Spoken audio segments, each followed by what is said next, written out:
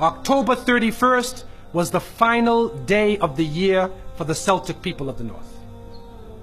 And that day was called the Day of Samhain. And this individual, wal-iyadhu billah, was supposed to be their god of the spirits of the dead, of evil again. And according to their belief, the evil spirits would rise to the surface and would terrorize people on that evening. And on that evening, if you did something wrong to a person, they'd come back to get you on that night. So some people would put on a disguise, so you couldn't recognize them on October 31st on that evening, and then they would be safe. Also, they would burn fires. Now the only thing we find left of that is the jack-o'-lantern that they will put inside of their window, made from the pumpkin. What actually happened in Europe is that the church moved All Saints' Day, a day for the saints. They moved it from May 13th to November 1st in 1834 AD.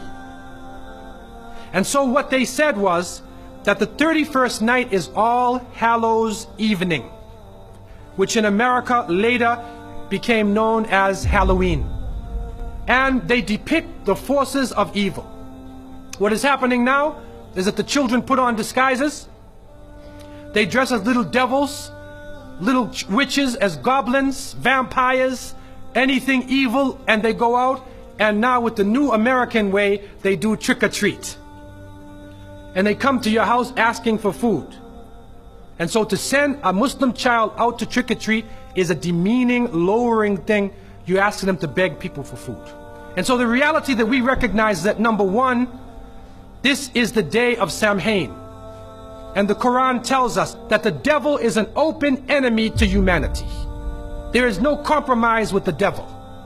And so we don't play around and disguise ourselves as little devils, little shayateen, because it is an open enemy to the people of monotheism.